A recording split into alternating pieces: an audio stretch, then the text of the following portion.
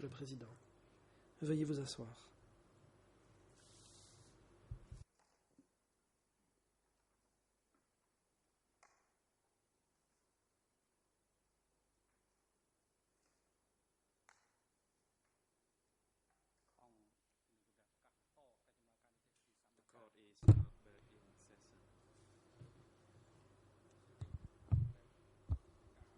L'audience est ouverte.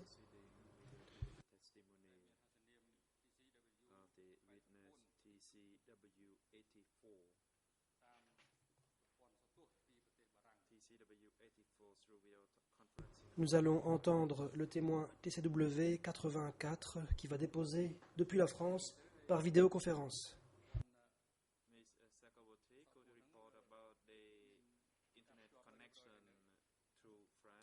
Madame la greffière, qu'en est-il de la liaison Internet avec la France? La greffière. Les services techniques ont établi la liaison avec la France et le témoin est prêt à déposer. Le président. Merci.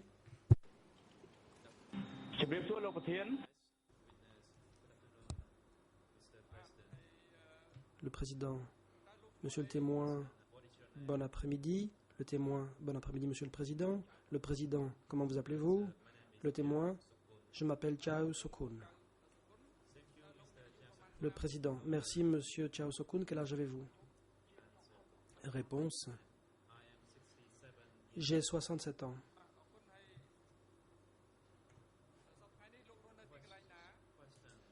Question, où résidez-vous actuellement?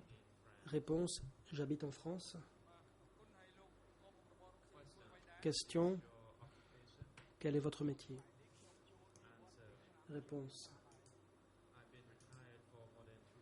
je suis à la retraite depuis plus de 2 ans.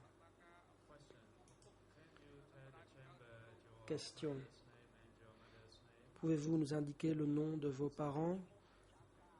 Réponse, pour mon père c'est Chao Kan et pour ma mère c'est Ning Chun. Tous deux sont décédés. Question. Monsieur Chao Sokun, en tant que témoin comparaissant devant cette chambre, vous devez prêter serment ou faire une déclaration conformément à votre religion. Êtes-vous d'accord? Réponse, oui. Question. Madame la greffière, je vous prie de faire prêter serment au témoin. La greffière. Monsieur le témoin, veuillez répéter après moi. Je déclare solennellement que je dirai la vérité, toute la vérité et rien que la vérité. Le témoin. Je déclare solennellement que je dirai la vérité, toute la vérité et rien que la vérité. Le président. Merci, monsieur Chao Sokun. D'après les indications communiquées ce matin par le greffe, vous n'avez à votre connaissance aucun lien de parenté, que ce soit par le sang ou par alliance, avec l'une quelconque des parties civiles ou l'un des 2 accusés. Nuncha et que Sampan. Est-ce exact? Réponse, oui.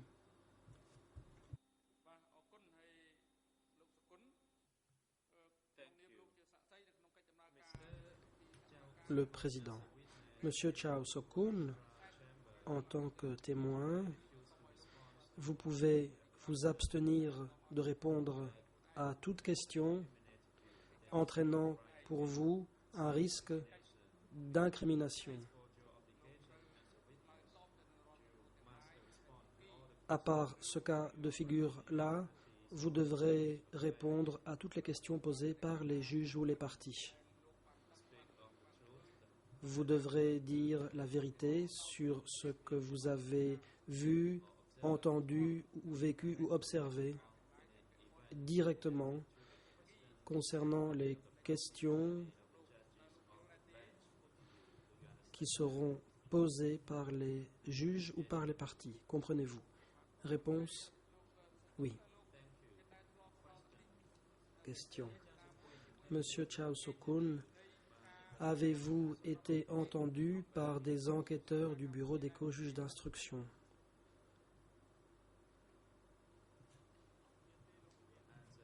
Réponse: non.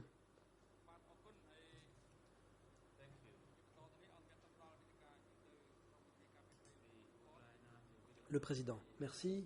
La parole va être donnée à la défense de Khieu Samphan qui pourra interroger ce témoin.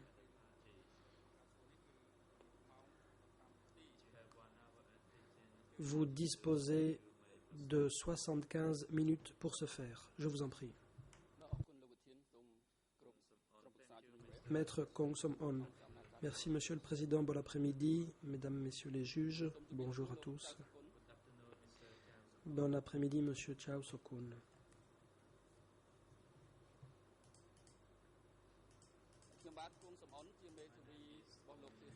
Je m'appelle Kong Som-on.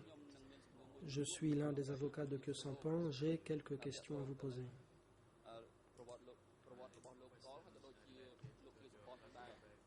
Elles concernent votre histoire personnelle et celle de Khieu Samphan. Est-ce que vous m'entendez bien?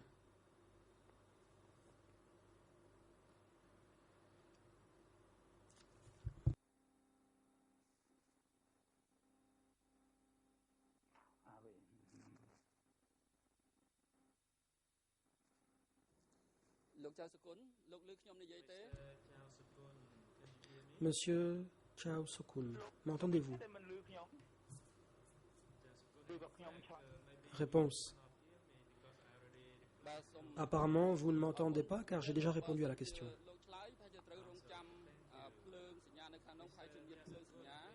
La défense: veuillez observer un temps d'arrêt avant de répondre, ainsi votre voix pourra-t-elle passer dans le système audio.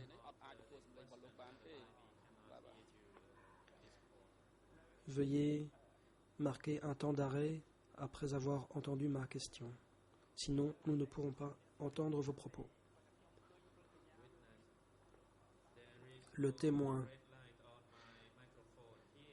Ici, je ne vois pas de voyant rouge sur mon micro. Par contre, chez vous, je vois qu'il y a un voyant rouge.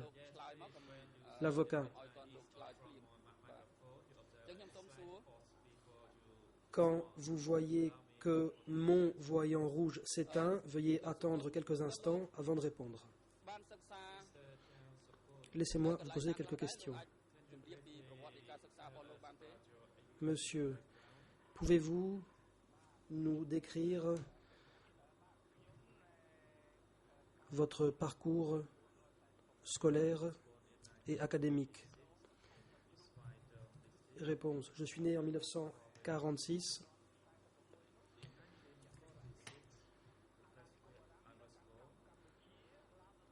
L'interprète n'a pas saisi les toponymes. À l'époque, cet endroit était placé sous le protectorat français. Mon village natal faisait partie du territoire vietnamien, mais par la suite, le nom a changé. L'interprète n'a pas saisi le toponyme. Quand j'avais 7 ans, j'ai étudié à l'école de Svai Tong, à la pagode de Svai Tong.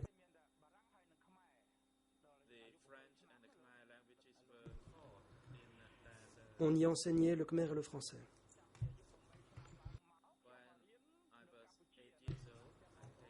À l'âge de 8 ans, je suis allé étudier au Cambodge. Je vivais avec des membres de ma famille et jusqu'à 1958, ou plutôt en 1958, j'ai passé un examen d'entrée pour aller étudier au lycée pédagogique. C'est une école qui existe encore à ce jour. Elle se trouve près du monument de l'Indépendance. en face du Wat Lanka. À l'époque, c'était la 6e année. Cette école formait des enseignants.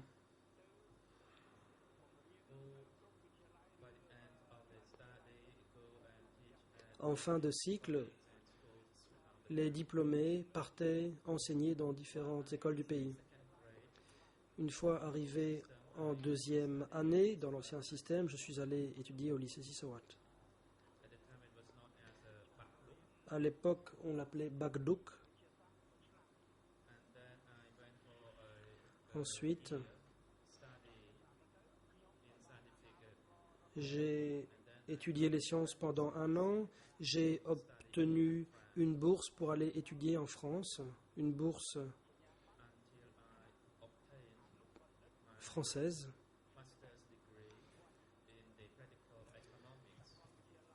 J'ai obtenu une maîtrise en économie dans une université parisienne.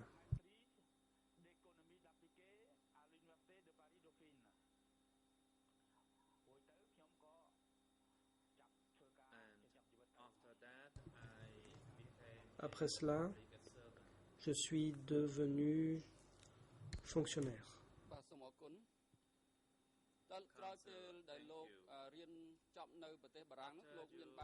Question. À la fin de vos études en France, êtes-vous rentré au Cambodge? Réponse. Non. Je ne suis jamais rentré au Cambodge. La première fois que je suis rentré au Cambodge, c'était en décembre 2002. Question.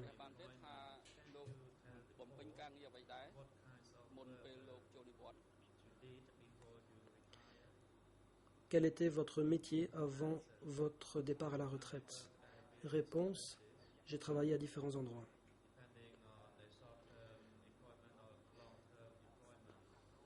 Parfois pour de courtes périodes, parfois pour de plus longues périodes. Tout d'abord, j'ai travaillé dans une imprimerie.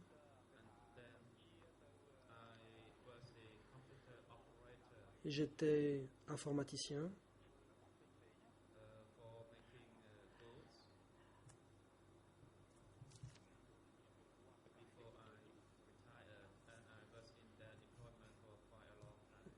J'ai occupé ce métier pendant longtemps, avant de prendre ma retraite. Question. Venons-en à vos opinions politiques. Quelles sont vos opinions politiques? Réponse. Vous parlez de mes vues politiques en général au cours de ma vie ou bien est-ce que vous vous référez à une période particulière? Question. Je vous interroge sur vos opinions politiques depuis les années passées à l'école jusqu'aujourd'hui. Ensuite, je passerai à des périodes plus précises. Êtes-vous prêt à nous faire part de vos opinions politiques? Réponse.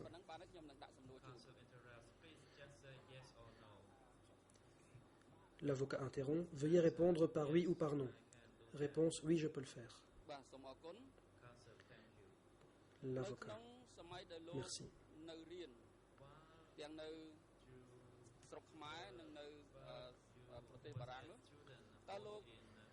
Quand vous étiez étudiant au Cambodge et en France,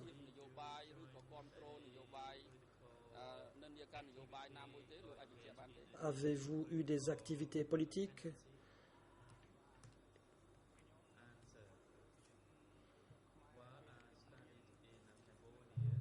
Quelles étaient vos tendances politiques? Réponse. Alors que j'étais au Cambodge, à l'Institut pédagogique,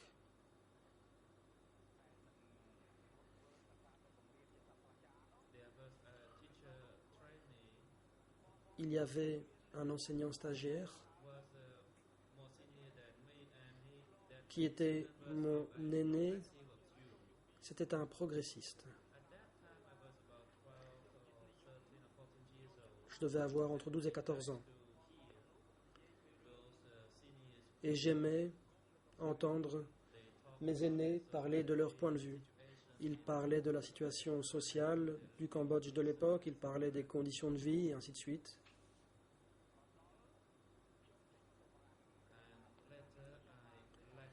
Par la suite, je suis parti pour la France et bien entendu, j'ai beaucoup appris en côtoyant mes aînés.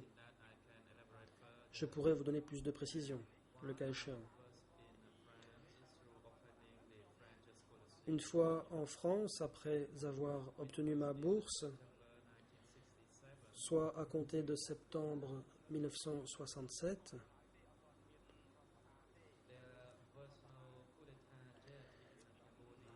c'est-à-dire avant le coup d'État,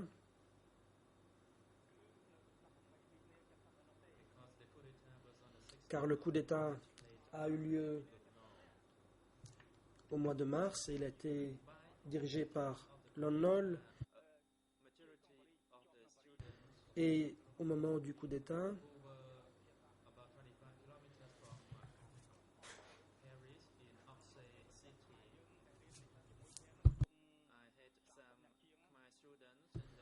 à 25 km de Paris, là où j'étais, il y avait une trentaine d'étudiants. Et à l'époque du coup d'État, soit du mars 1970,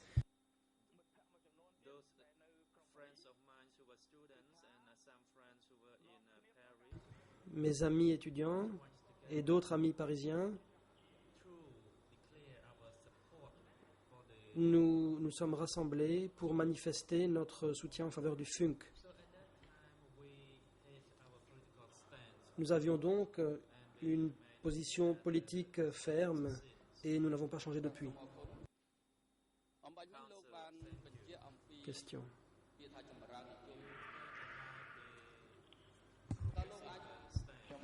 Vous avez parlé d'opinion progressiste. Le témoin, je ne vous entends pas. La défense. M'entendez-vous? Le témoin. Oui.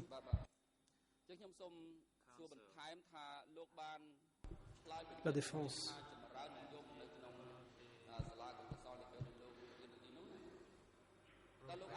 Vous avez parlé des opinions progressistes remontant à votre passage par l'Institut pédagogique. Pourriez-vous préciser?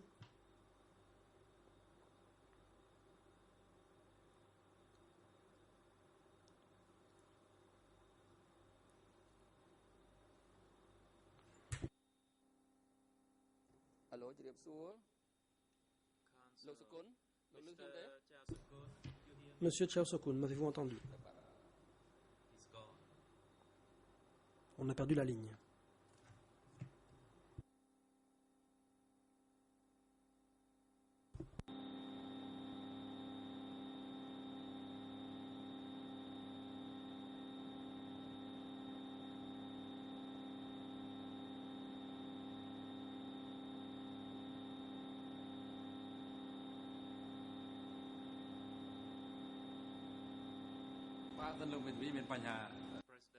Le président.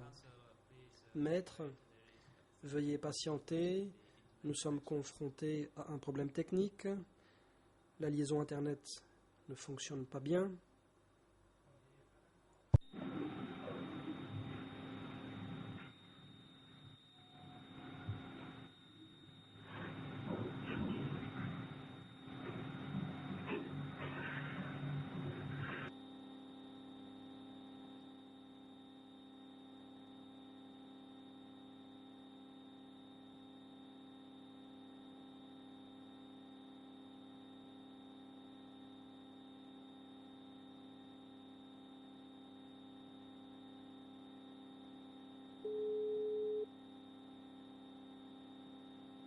Hello, welcome to the conference.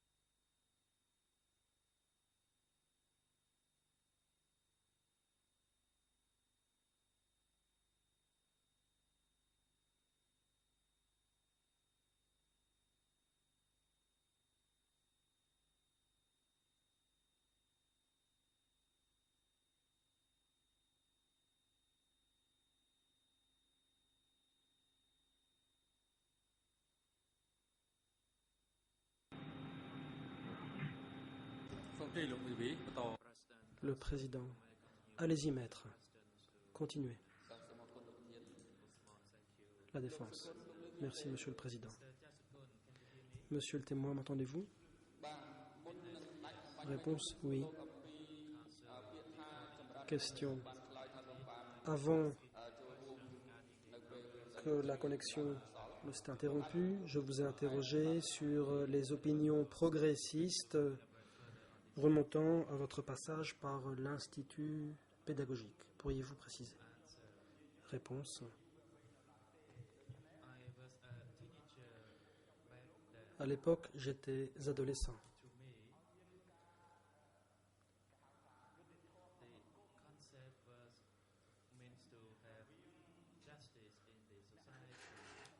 Pour moi, l'idée était de parvenir à la justice entre les puissants et ceux qui n'avaient pas de pouvoir. Voilà en gros en quoi consistait cette tendance. C'est ainsi que je l'ai interprétée en tant qu'adolescent. Les étudiants des classes supérieures parlaient de la situation du Cambodge de l'époque. Ils avaient environ 25 ans, autrement dit, ils étaient bien plus âgés que moi. Ils parlaient des pauvres, des riches, des capitalistes, des hommes d'affaires du Cambodge. La position progressiste consistait à aspirer à la justice et à l'égalité sociale. Question. Merci.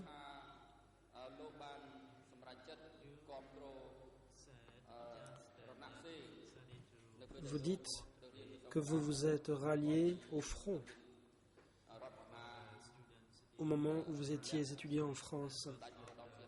Vous dites que ça c'était après le coup d'État dans lequel Samdech Sihanouk a été renversé.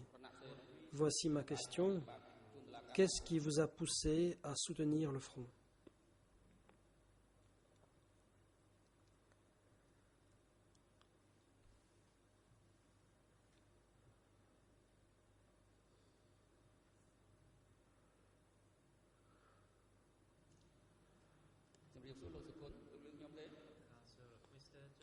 Monsieur Sokun, m'entendez-vous?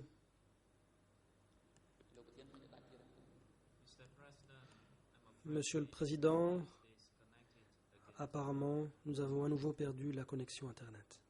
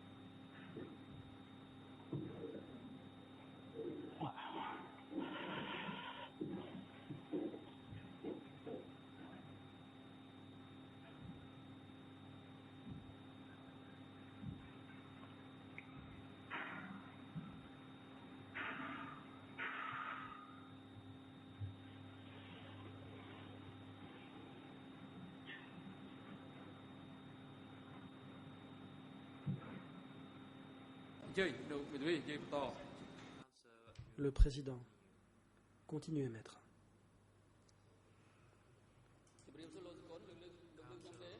La défense. Monsieur Chao Sokun, m'entendez-vous à présent? Le témoin. Oui. La défense. Voici ma dernière question. Qu'est-ce qui vous a poussé à soutenir le front après le coup d'État par lequel Samdech Sihanouk a été renversé? Pourquoi avez-vous décidé de soutenir le front? Réponse. À l'époque, Nous, les étudiants, nous avons décidé de soutenir le front pour des raisons faciles à comprendre. Selon nous, le coup d'État contre Somdek Sihanouk était illégal, même s'il avait été appuyé par les États-Unis. Ça, c'était notre principale motivation. Deuxièmement, ce coup d'État marquait le déclenchement d'une guerre au Cambodge. Voilà donc les deux principales raisons de notre décision. Question. Connaissiez-vous à l'époque les principaux dirigeants du front? Réponse. À l'intérieur du pays, le front était dirigé par Somdek Sihanouk.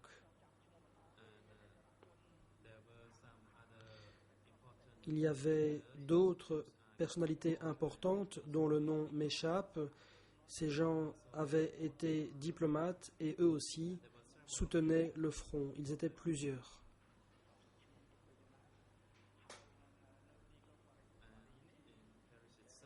À Paris même,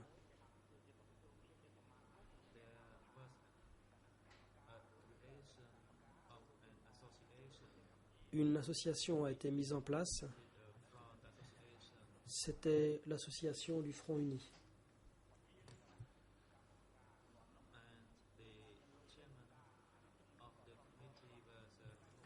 Le comité était présidé par Cahen. Je l'ai rencontré.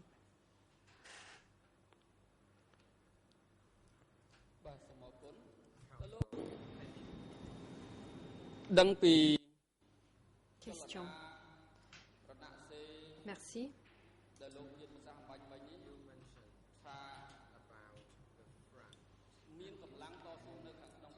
Vous avez mentionné le mouvement du front. À l'époque, saviez-vous qu'il y avait des forces à l'intérieur du Cambodge qui soutenaient ce front? Y en avait-il ou pas? Réponse. En 1970, nous avons reçu quelques informations en France dans des articles de presse rédigés en français. Nous recevions également des informations par les diffusions radio du FONC. Je ne me souviens pas de l'année exacte où j'ai obtenu ces informations, mais à l'époque où nous étions en France,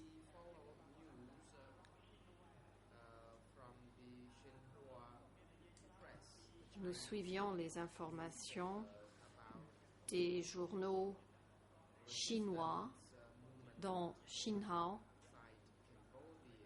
informations concernant la résistance au Cambodge. J'ai appris l'existence de ce mouvement en lisant Xinhua, les journaux que je viens de mentionner, et en écoutant les radiodiffusions du FONC. Question. Merci. Pourriez-vous nous dire également si vous connaissiez déjà M. Khieu Samphan pendant cette période, c'est-à-dire après 1970?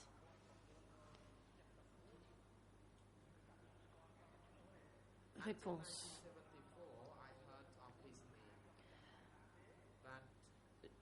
Jusqu'en 1974, j'avais simplement entendu son nom. Mais Khieu Samphan est allé en Roumanie et nous qui étions en France avons organisé une délégation pour aller le rencontrer là-bas en 1974. Je ne me souviens plus du mois. Nous étions ravis de le rencontrer car nous avions appris que le mouvement de résistance au Cambodge avait été créé. C'était la première fois que je l'ai rencontré, c'était en 1974. Question. Merci.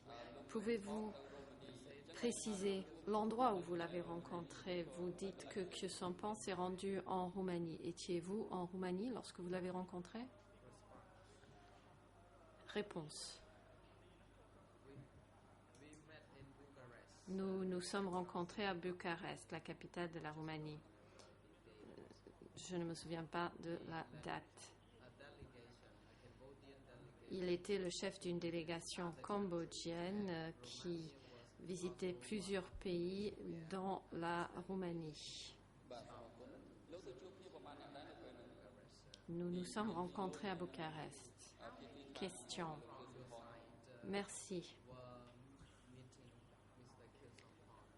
Dans votre délégation, combien de personnes ont rencontré Khieu Samphan? Réponse. Je ne me souviens pas exactement du nombre de personnes dans la délégation venant de Paris. On était une vingtaine au total.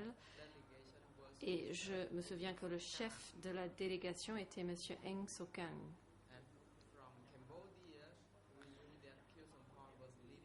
Et nous savions que Khieu Samphan était le chef de la délégation venant du Cambodge.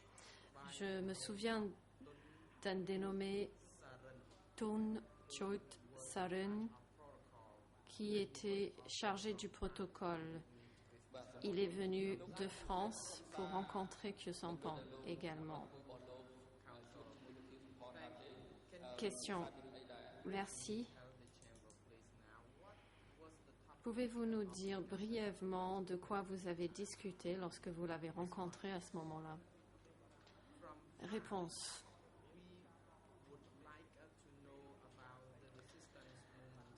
La délégation venant de France souhaitait avoir des informations sur le mouvement de résistance au Cambodge. Je ne me souviens pas des détails de notre discussion, mais j'ai retenu quelques éléments clés. Khieu Samphan nous a donné des informations au sujet des bombardements américains en 1973. Il a parlé des victimes et des dégâts causés par ces bombardements.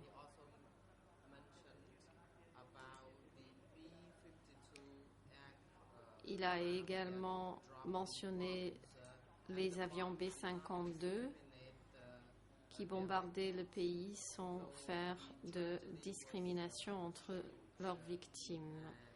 C'était une grande tragédie qu'il nous a décrit. Deuxièmement, il nous a informés au sujet des progrès réalisés par la résistance, qui était un mouvement que la population soutenait. Troisièmement, d'après mes souvenirs, M. Khieu Samphan nous a également dit que nous devions faire de notre mieux pour permettre à la guerre au Cambodge de se terminer le plus rapidement possible. La guerre avec les Américains, il nous disait qu'il fallait immédiatement arrêter Lon Nol pour pouvoir reconstruire le pays maintenant et pour l'avenir. C'est ce dont je me souviens. Question. Merci. Vous a-t-il parlé de la manière dont on pouvait mettre fin à la guerre? Réponse. Pour ce faire, il fallait rassembler toutes les forces nationales pour lutter contre les Américains et contre Lon Nol. C'est le point essentiel qu'il a exprimé. Question. Merci.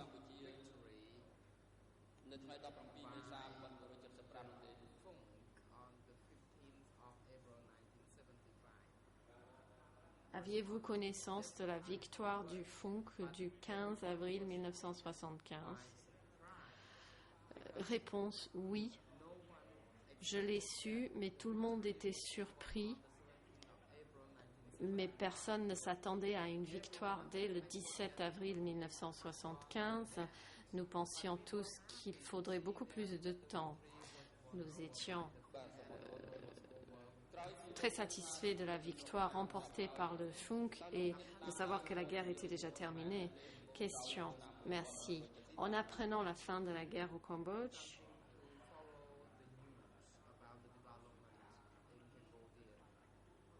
Vous attachez à suivre des nouvelles sur la situation du pays? Réponse. Nous n'avions que très peu de nouvelles.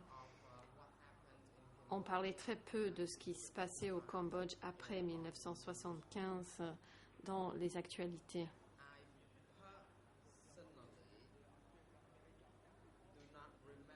Personnellement, je ne me souviens pas d'avoir lu grande chose sur la situation au Cambodge car les informations n'étaient pas disséminées. Question. Êtes-vous en train de dire que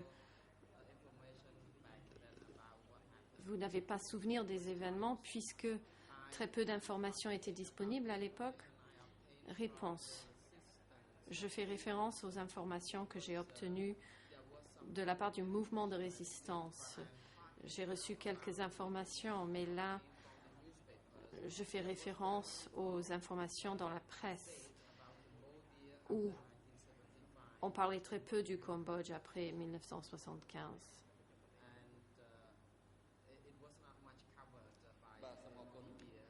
Les médias couvraient très peu la situation à cette époque. Question. Merci. Vous êtes-vous également efforcé de savoir pourquoi ce manque d'informations concernant le FUNK suite à la victoire? Le témoin. Maître, je pense que vous devez éteindre d'abord votre micro afin que je puisse répondre. Réponse du témoin. J'étais méfiant, mais j'ai compris que immédiatement après la victoire en 1975,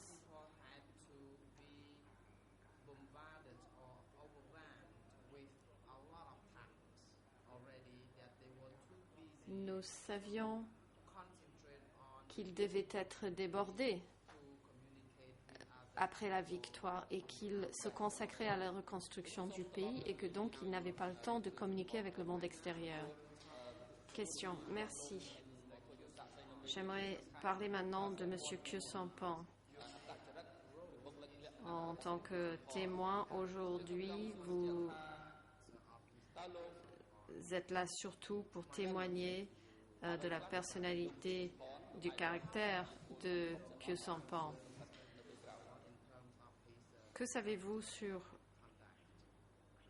le caractère et le comportement de Khieu Samphan? Réponse. J'ai entendu parler de lui alors que j'étais encore au collège. J'ai appris qu'il était rentré de France, qu'il était instruit, qu'il était membre du Parlement.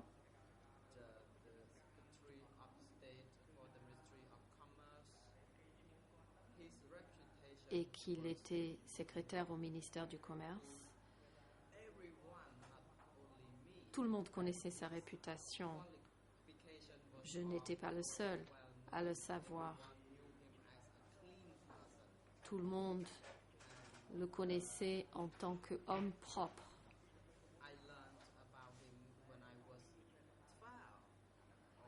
J'avais 12 ou 13 ans lorsque on m'a parlé de lui.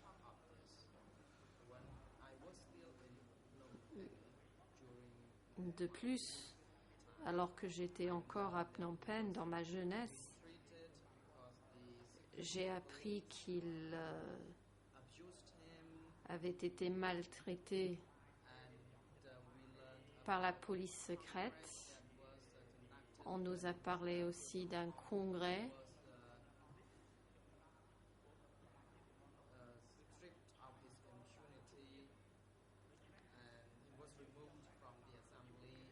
où M. Khieu Samphan a été limogé et nous avons appris des informations dans les médias. Avec le temps, j'avais beaucoup appris sur lui. Question. Ayant étudié l'économie,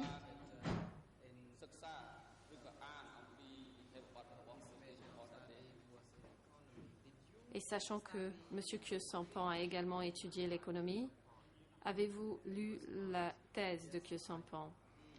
Réponse, oui, je l'ai lu lorsque j'étais en France. Dès mon arrivée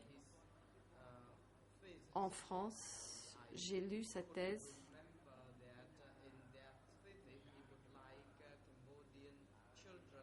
Et je me souviens qu'il disait qu'il souhaitait que les enfants du Cambodge soient prospères et que l'économie soit basée essentiellement sur l'agriculture. Il est clair qu'à l'époque, le Cambodge n'était pas un pays industrialisé, mais un pays concentré, dont les activités se concentraient plutôt autour de l'agriculture que d'autres activités.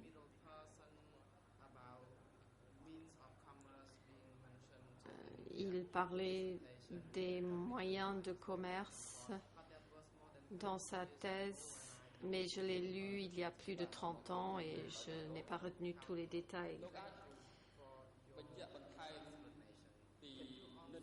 Question. Merci de cette explication. Pourriez-vous nous dire également quelles étaient les tendances politiques de Khieu Samphan? Quelles étaient vos impressions après avoir lu sa thèse? Réponse. À l'époque, je l'ai pris pour un progressiste. Il voulait que le pays soit propre, qu'il y ait de la justice et qu'il croyait en la démocratie. Je ne suis pas convaincue qu'il pouvait être communiste. Question. Merci. J'ai d'autres questions à vous poser sur le travail de Khieu Samphan. Vous nous dites, me paraît-il, que vous étiez au courant de ce qu'il faisait. J'aimerais savoir si vous avez suivi les activités de Khieu Samphan pendant le régime de Sangkom Réanum. Réponse. Pendant ce régime, auquel j'ai déjà fait référence, c'était du temps où j'étais encore au collège. J'étais jeune et j'aimais beaucoup étudier.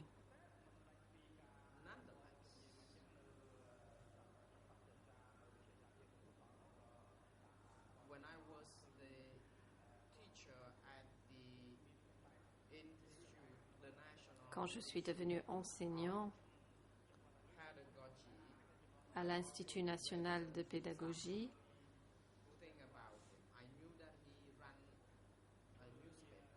j'ai également lu des écrits sur lui. Je savais qu'il gérait un journal et qu'il s'était présenté aux élections.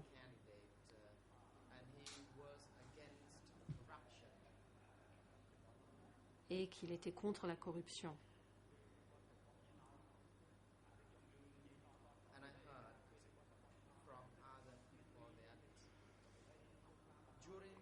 D'autres personnes m'ont dit que pendant la campagne électorale,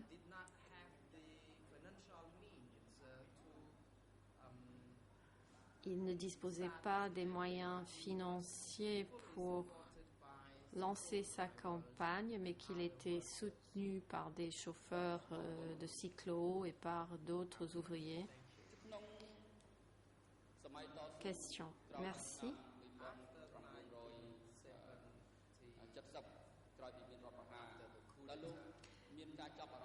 Après le coup d'État, en 1970, quelles étaient vos impressions, le cas échéant, concernant le comportement et le caractère de Khieu Samphan? Réponse. Tout le monde était surpris, même ceux qui étaient en France. Tout le monde était surpris. Nous avons entendu des rumeurs comme quoi Khieu Samphan et Hu Nim avaient été immergés dans un bain d'acide. Et nous les avons crus morts, car nous étions sans nouvelles d'eux pendant un certain temps.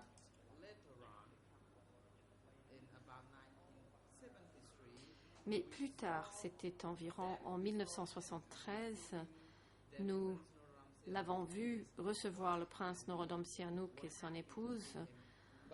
Nous étions contents de le revoir et de savoir qu'il était encore en vie. Question, merci.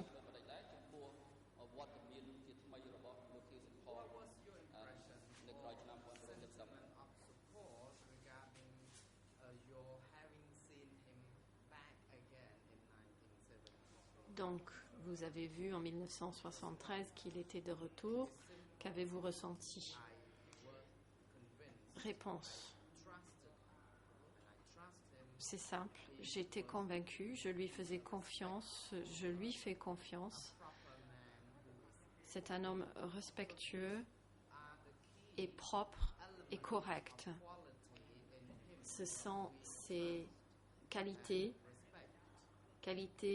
dans lesquelles nous avons confiance et que nous respectons.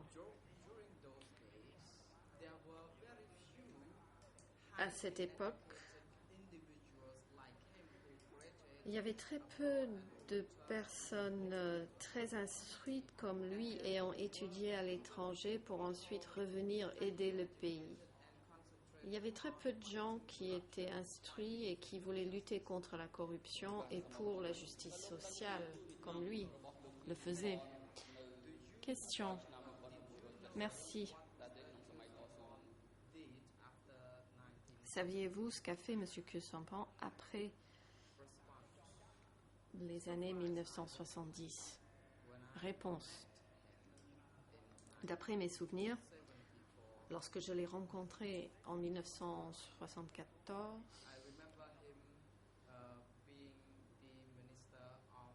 je me souviens qu'il était ministre de la Défense.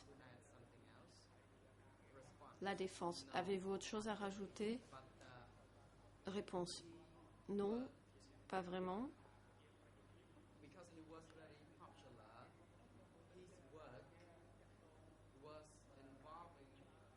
Parce qu'il était très soutenu, ou très aimé, très apprécié. Il jouait un rôle diplomatique et s'occupait des affaires militaires et des affaires concernant la masse. Khieu Samphan avait étudié en France et avait étudié l'économie et non pas des études militaires. Question, merci. En France, saviez-vous si Khieu Samphan avait jamais été actif sur le champ de bataille ou dirigé des troupes? Réponse, non, jamais. Question. Merci.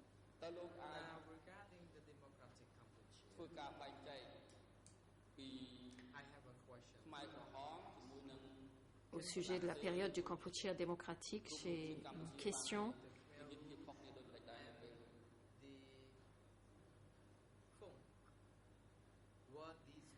Saviez-vous s'il y avait une différence entre les Khmers rouges et le Funk?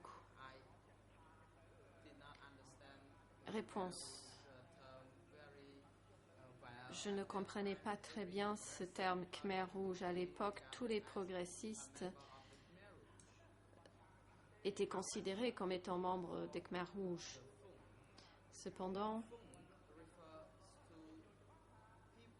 le Funk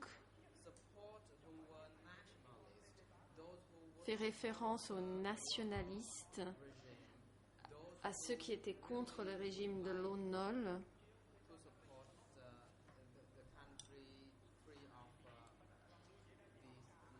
et qui désiraient que le pays soit libéré de ces gens de Lon Nol, mais je ne comprenais pas le terme Angkar. Question. Vous avez mentionné le terme encore en disant ne pas l'avoir compris. Qu'en est-il du mot révolution? Qu'avez-vous compris de ce terme? Réponse. La révolution était mentionnée à maintes reprises à cette époque. Nous en entendions parler en France. Mais je tiens à préciser à la Chambre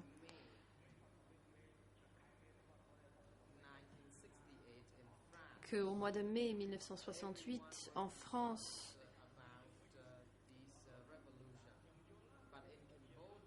tout le monde s'intéressait à la révolution.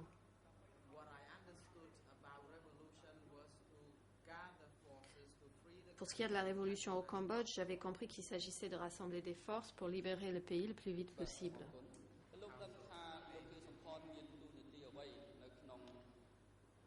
Question. Merci.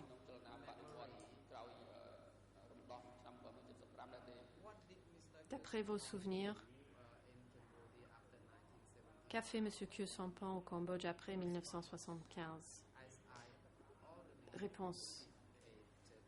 Comme je l'ai déjà indiqué, immédiatement après 1975, nous n'avions plus de nouvelles de lui, mais nous avons appris que le prince Norodom Sihanouk n'était plus au pouvoir et que Khieu Samphan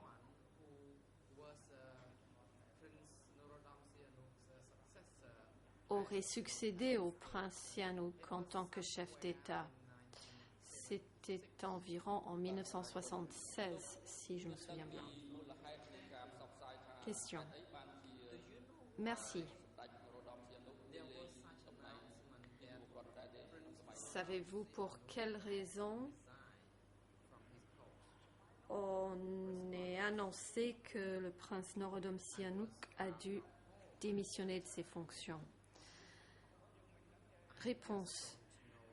J'étais loin du Cambodge à cette époque et je ne savais pas ce qui motivait sa décision. À l'époque, j'avais compris que le prince Norodom Sihanouk s'était éventuellement fatigué de la politique ou qu'il ne pouvait plus rester en place à cause de sa santé. Question, merci. Vous avez dit avoir rencontré Khieu Samphan en 1974. Et l'avez-vous rencontré à une autre occasion, à un autre endroit? Réponse. Je l'ai rencontré à 3 reprises par la suite.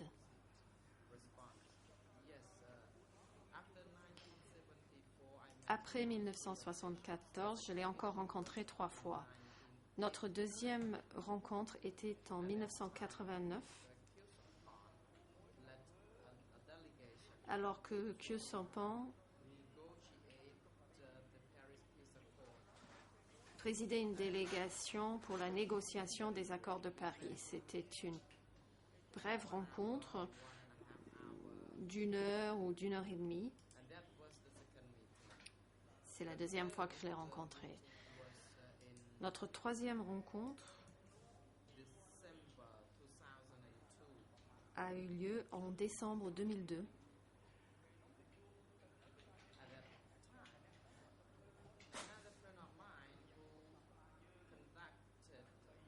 À ce moment-là, j'avais un autre ami qui organisait une cérémonie bouddhiste pour marquer le décès de son fils.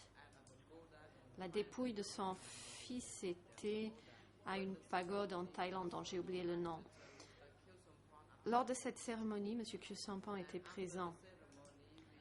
Et après la cérémonie, nous avons mangé ensemble avant de se quitter. C'est la 3e fois que je l'ai vu. Donc la 4e rencontre était en décembre 2005,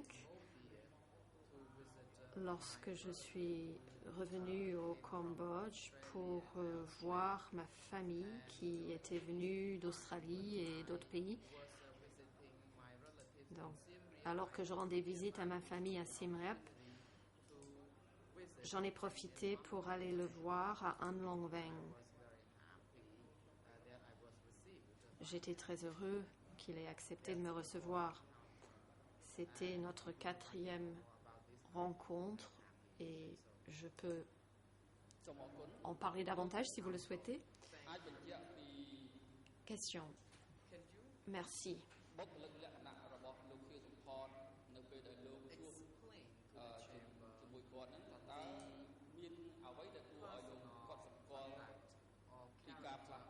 Pouvez-vous décrire le comportement et le caractère de M. Khieu Samphan et nous dire si son comportement, son caractère et ses opinions étaient encore les mêmes que lorsque vous l'avez rencontré au début? Réponse. À l'époque, le tribunal des Khmers rouges n'avait pas encore été mis en place. Il était libre de ses mouvements et je lui ai demandé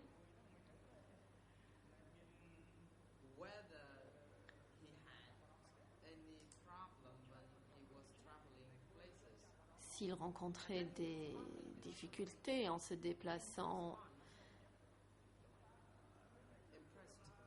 Et il m'a donné une réponse qui m'a impressionnée. Il m'a dit qu'il n'avait aucun mal à se déplacer d'une ville à une autre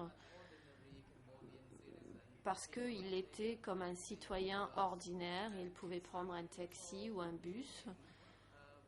Certaines personnes qui le connaissaient le saluaient.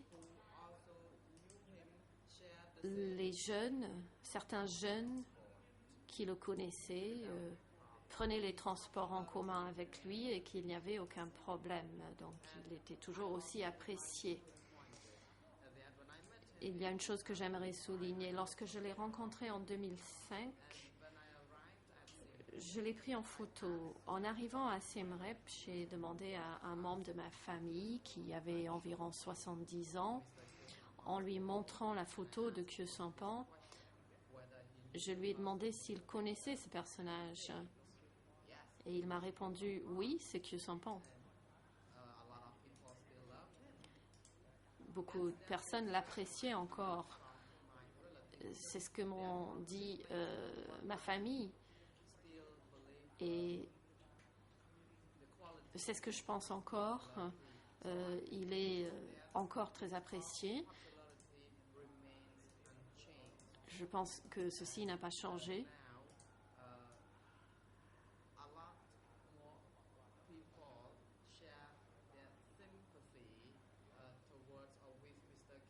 Je pense que M. Khieu Samphan inspire encore beaucoup de sympathie et espère que justice sera faite. Question.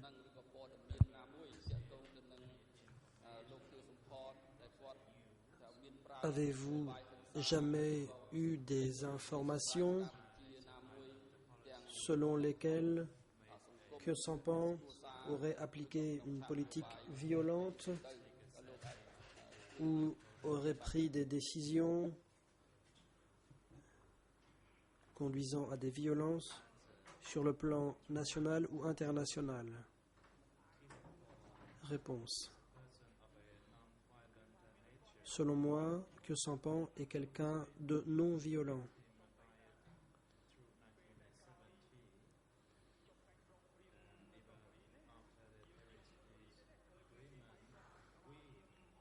Il a été une victime après les accords de Paris. On a vu qu'il a été attaqué et qu'il a saigné sa vie et celle d'une victime. Il ne saurait donc être quelqu'un de violent.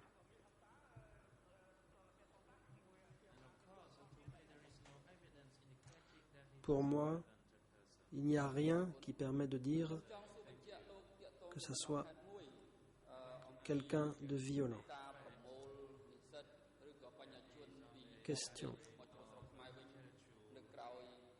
J'aimerais évoquer le regroupement des intellectuels pour leur rapatriement au Cambodge après le 17 avril 1975. Vous avez vous-même été étudiant en France. Dans ce contexte, que pouvez-vous dire de la propagande qui aurait pu être faite parmi les étudiants cambodgiens pour les inciter à rentrer au Cambodge? Réponse. Il y a eu des informations contradictoires sur le point de savoir si les étudiants de France ont été forcés à rentrer au pays. En réalité, cela est faux. Les étudiants, dont moi, avons nous-mêmes demandé à pouvoir rentrer au Cambodge. Nous avons indiqué notre nom, lieu de naissance, métier, etc. Dans les formulaires, nous avons indiqué si nous étions mariés ou non. Moi-même, j'ai présenté ma candidature, mais je n'ai pas pu avoir un entretien en vue de mon rapatriement.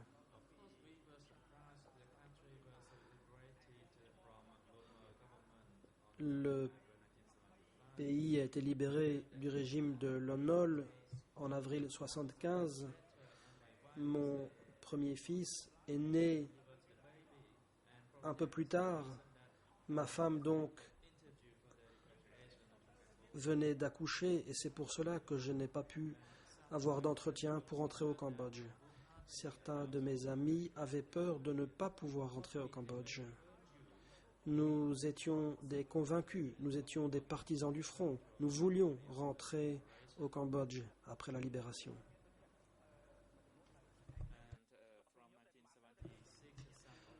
À partir de 1976, certains de mes amis ont été rapatriés au Cambodge. Question.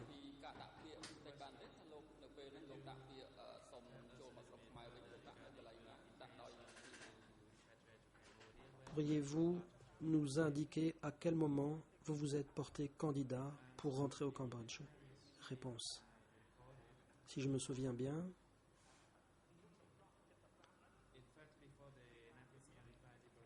avant la libération de 1975, il y avait le FUNC et après la libération, le comité a changé. On n'a plus parlé de FUNC, mais on a parlé d'un regroupement d'étudiants expatriés en France. C'est donc par le biais de ce comité que nous nous sommes portés candidats. Je suppose qu'ensuite ça passait par l'ambassade du Cambodge en France, puis ça passait par Pékin, puis ça allait au Cambodge. Je le répète, nous n'avons pas été forcés à proposer notre retour. C'est de notre propre initiative que nous avons demandé à rentrer. Il y a autre chose. Ma femme était de nationalité française. Question. Qui décidait des candidats qui seraient autorisés à rentrer? Le savez-vous? Réponse non.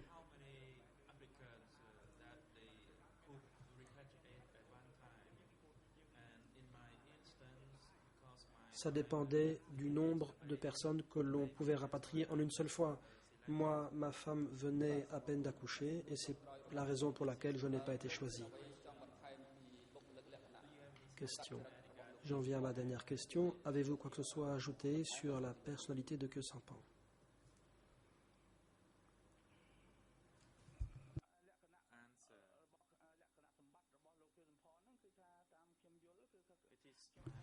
Réponse. Selon moi, comme je l'ai déjà dit,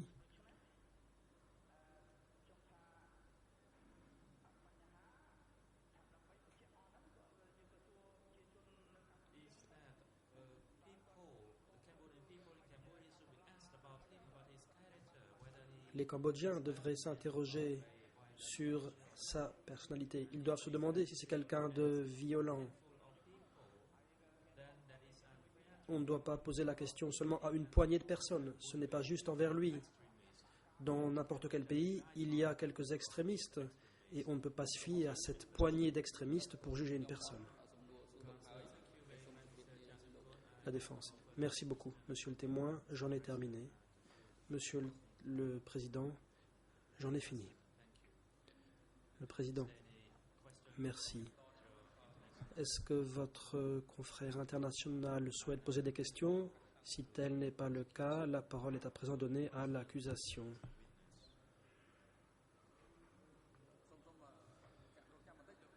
Veuillez attendre, hein. Monsieur le coprocureur. Le juge Lavergne a des questions à poser à ce témoin. Je vous en prie, juge Lavergne. Oui, merci, Monsieur le Président. J'aurais en fait assez peu de questions à poser au témoin. Si j'ai bien compris ce qu'il nous a dit jusqu'à présent, il n'a rencontré Monsieur Kesampan qu'à 4 reprises. Il n'a aucun élément d'information en ce qui concerne Monsieur Kesampan et son rôle pendant la période du Kampuchea démocratique. Et s'agissant de toute la période avant 1974, il a simplement lu des informations dans les journaux ou entendu ses aînés, pour reprendre son expression, parler de M. Kesampan. Est-ce que c'est bien ce que nous devons comprendre?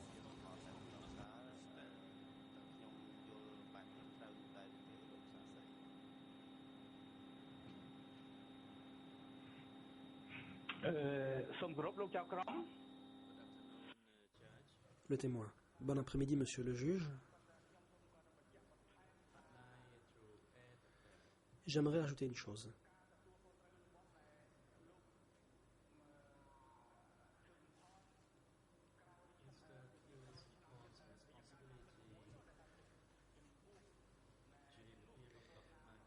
Les responsabilités de monsieur Kesampan pour ce qui est du moment où il a remplacé Sihanouk en 1976, je suis bien au courant de cet événement.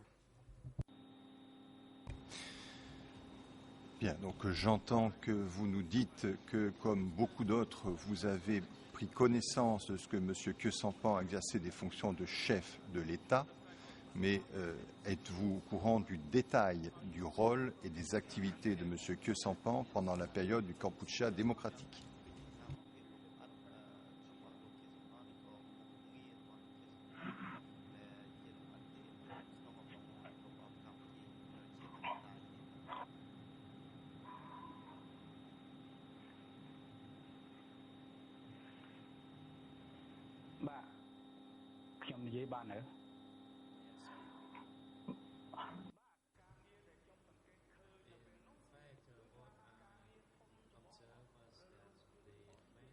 D'après ce que j'ai observé, le rôle principal de Kesampan était de nature diplomatique. Il effectuait des visites au siège de l'ONU, où il se rendait dans différents pays d'Afrique, par exemple, ou alors il recevait des diplomates au Cambodge. Voilà ce que je sais du rôle qui était le sien. Je l'ai su par mes amis qui étaient au Cambodge. Vous aviez des contacts avec vos amis au Cambodge ou vous aviez des informations par la presse internationale?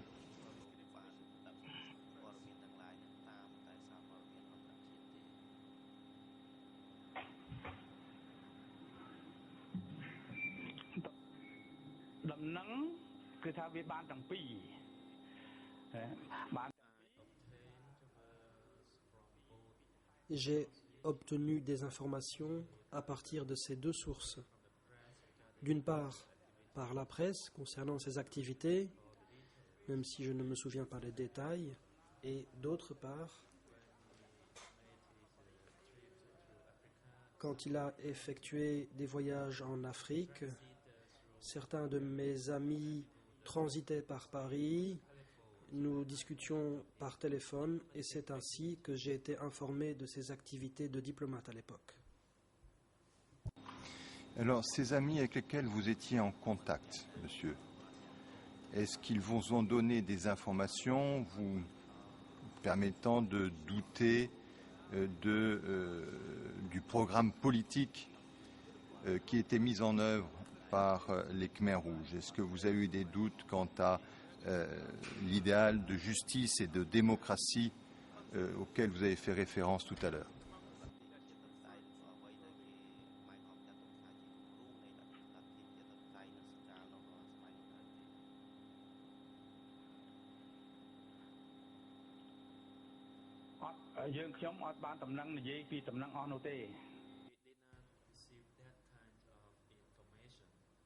Nous n'avons pas reçu ce type d'information.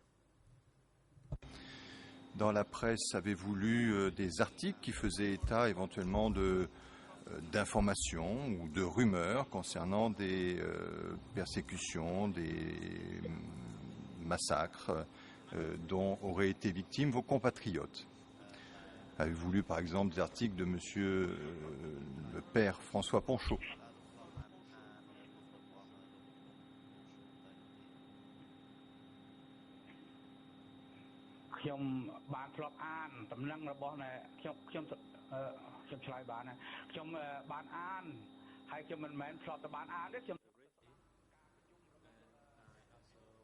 J'ai lu cela.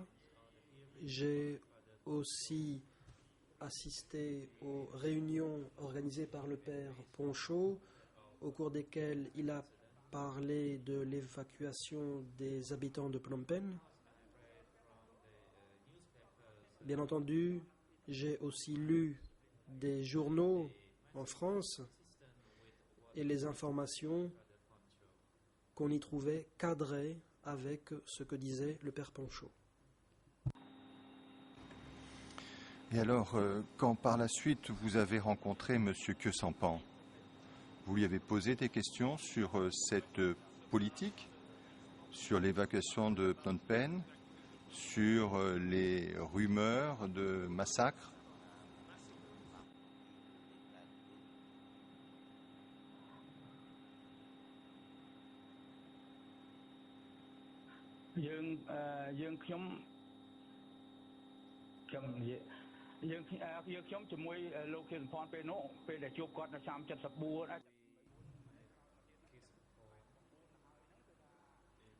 Quand nous avons rencontré Khieu Samphan en 1989, au moment où il est allé à une réunion en préparation des accords de Paris, nous n'avons pas abordé ces questions de façon approfondie.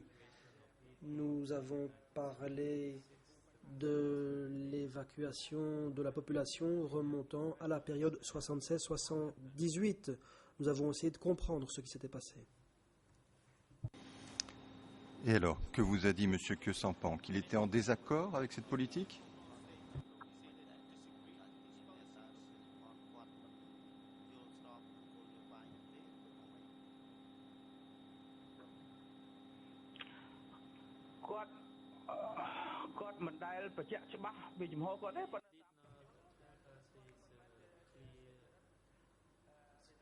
Il ne nous a pas indiqué clairement quelle était sa position. Mais apparemment, il n'avait joué aucun rôle dans la décision d'exécuter des gens. Il n'était pas à même de prendre ce type de décision. Voilà comment j'ai compris les choses. Monsieur, comment pouvez-vous dire que M. Khieu Samphan n'était pas à même d'avoir pris la responsabilité de telles décisions si vous n'avez pas posé de questions approfondies sur de tels sujets?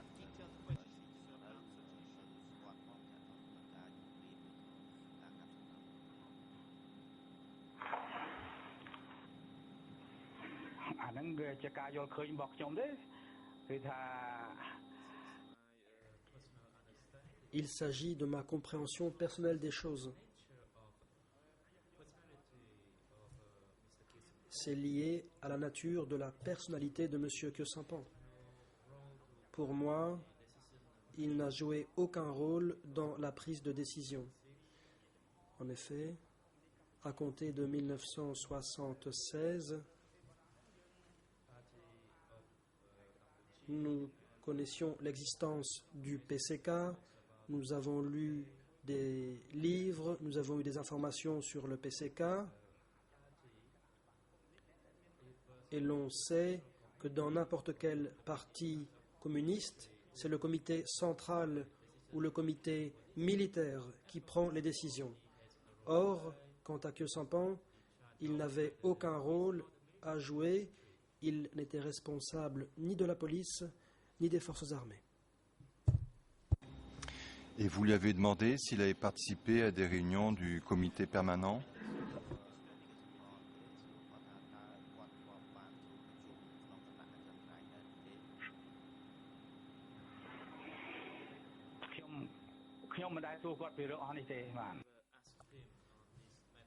Je ne l'ai jamais interrogé à ce sujet. Alors maintenant, j'aimerais que vous nous parliez de ce qui étaient vos activités personnelles à Paris pendant les années 70 et plus tard. Est-ce que vous avez été en lien avec la mission diplomatique du GRUNC?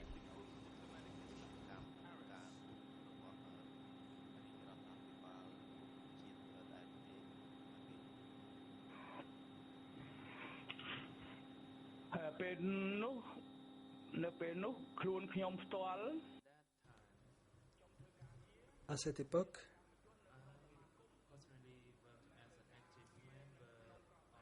j'étais un membre actif au sein de la communauté,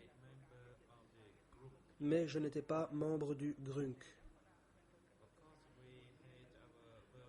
Bien sûr, il y avait des relations de travail avec le GRUNC, mais je n'en étais pas membre. J'étais au service de la communauté, au service de l'association. Comme je l'ai dit, au départ, le GRUNC était connu sous l'appellation de FUNC, mais par la suite, le nom a changé. Alors, par la suite, monsieur, est-ce que vous avez fait partie de ce qui s'est appelé le Comité des patriotes du Kampuchea démocratique?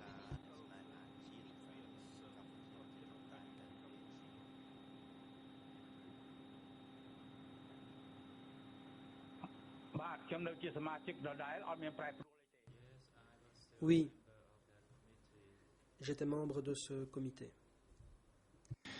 Étiez-vous membre de ce comité en même temps qu'un certain monsieur Njet Chopininto? Je m'excuse pour ma prononciation, elle est sans doute extrêmement défectueuse, mais c'était, semble-t-il, le Cambodgien qui était à la tête de ce comité à Paris.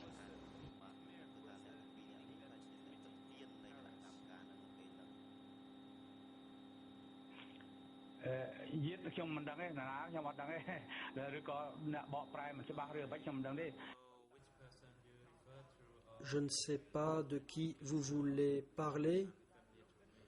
En tout cas, ce nom tel que vous l'avez prononcé ne me dit rien. C'est M.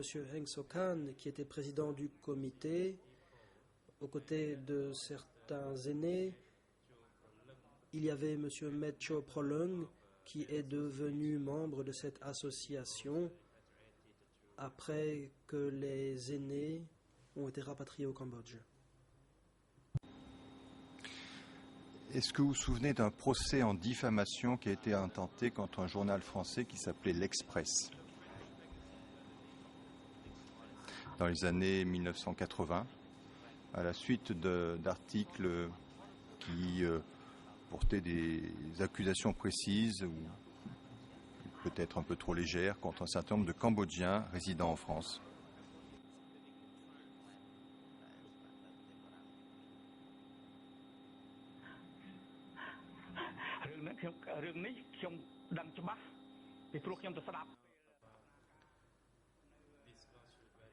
Je suis bien au courant de ce procès, puisque j'ai assisté aux audiences dans le cadre de cette affaire.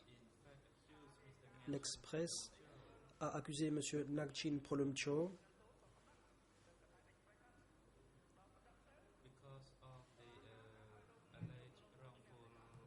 au motif du fait qu'il aurait rédigé des articles mensongers.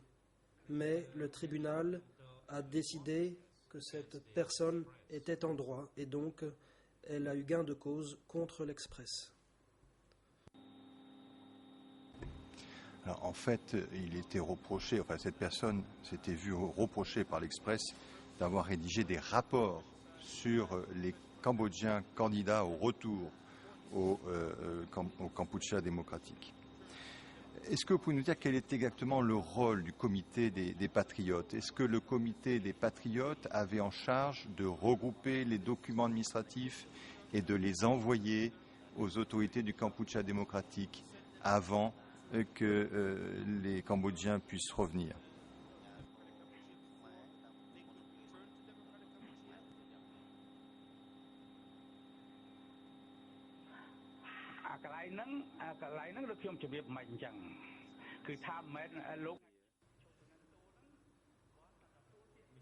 Comme je l'ai dit, M. Nacho Pinonto était la seule personne qui réceptionnait les candidatures présentées par les étudiants.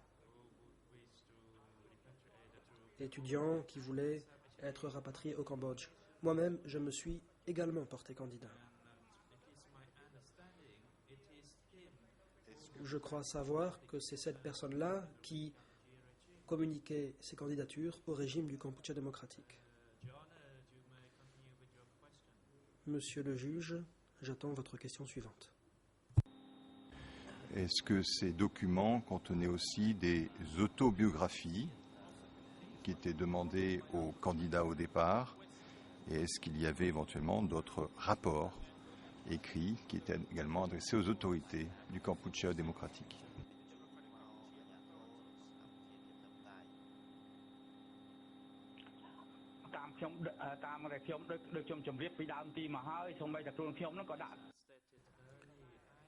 Comme je l'ai déjà dit, moi-même, je me suis porté candidat.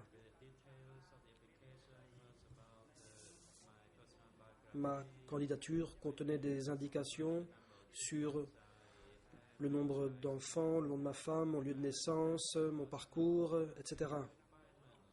Il n'y avait aucun autre critère à remplir. L'Express a accusé Nacho Pinonto. Les allégations ont été jugées infondées et M. Nacho Pinonto a eu gain de cause en justice. Monsieur le témoin, est-ce que vous étiez à même de pouvoir vérifier quelles étaient les informations qui étaient envoyées au Kampuchea démocratique?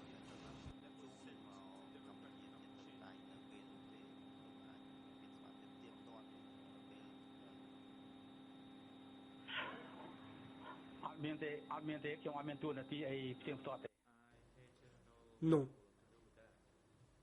Il ne m'appartenait pas de le faire. Est-ce que vous savez, monsieur, quand sont partis les derniers Cambodgiens volontaires pour le retour au Kampuchea démocratique?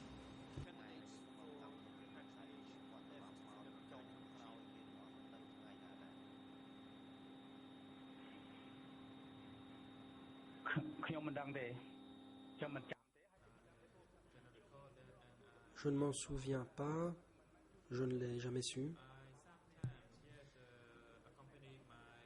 Il m'est arrivé d'accompagner des amis à l'aéroport, mais pas à chaque fois, et donc je ne sais pas à quel moment les derniers rapatriés sont partis.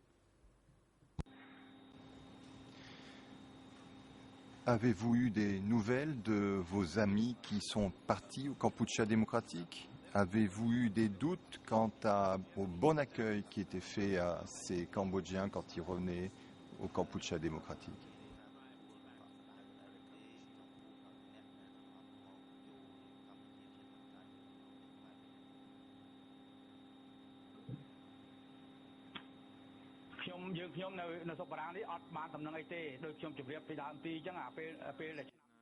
En France, nous n'avons pas reçu ce type de nouvelles. Comme je l'ai dit, après 1976, il n'y a plus eu d'informations en provenance du Cambodge. Nous attendions, mais rien n'arrivait. Et après, dans les années 80, avez-vous eu quelques nouvelles d'un certain nombre de vos amis? Avez-vous su si certains avaient connu un établissement qui s'appelle S21?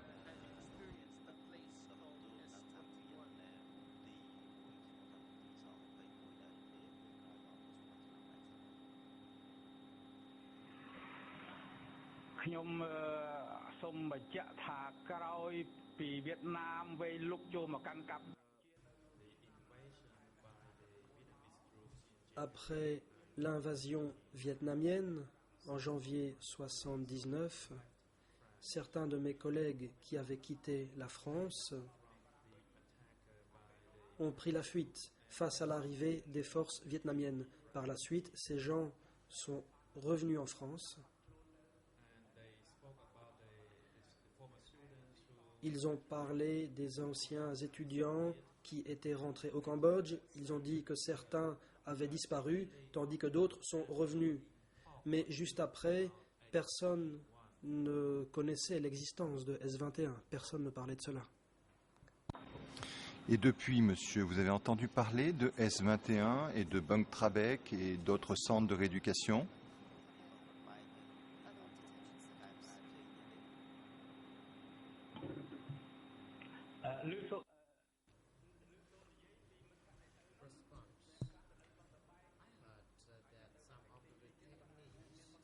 J'ai entendu que certains détenus étaient à Bang Trabek. J'ai entendu parler de S21 par des articles de presse, mais mes amis ne savaient rien à ce sujet. Et à monsieur Sampan, vous lui avez posé des questions sur ces questions, à ce sujet?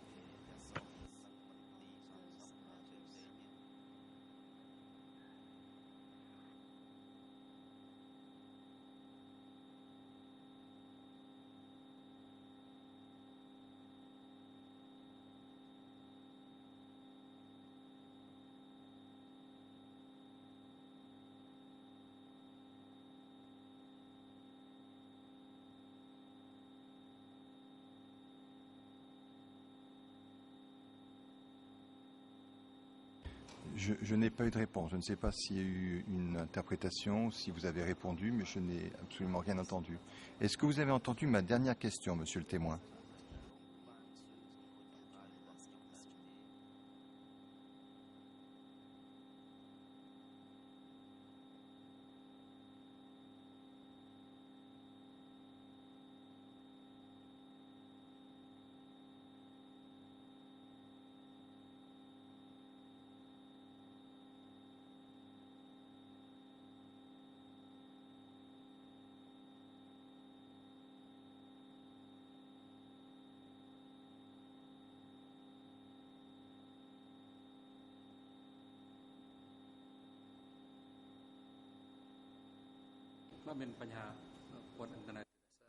Le président, nous avons à nouveau un problème avec la connexion Internet. Veuillez patienter.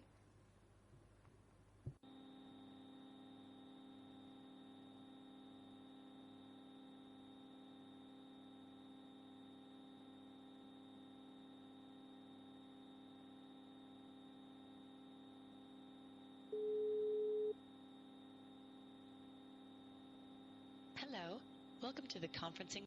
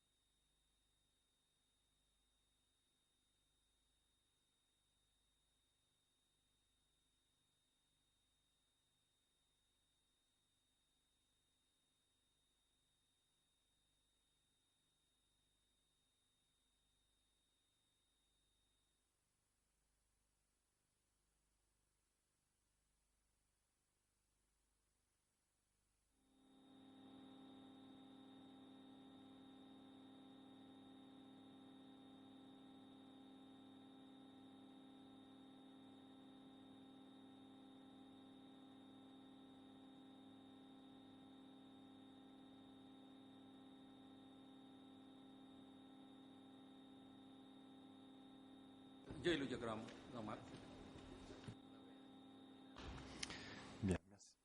Allez-y, juge Laverne. Merci, Monsieur le Président. Monsieur le témoin, est-ce que vous m'entendez?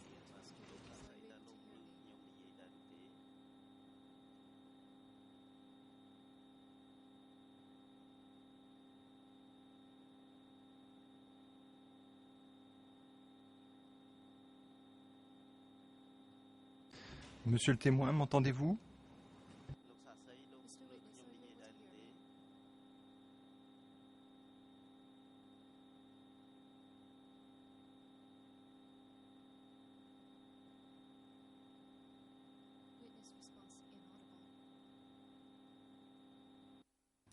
Réponse du témoin inaudible.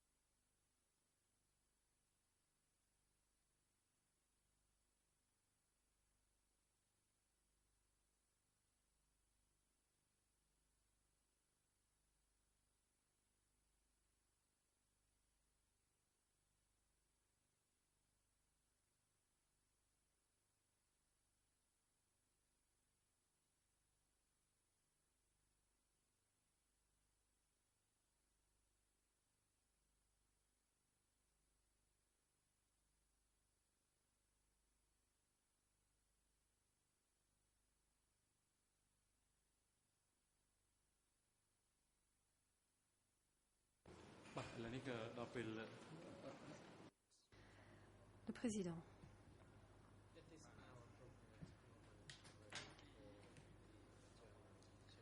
L'heure de la pause est arrivée. Nous allons donc suspendre l'audience pendant 20 minutes et reprendre l'audience.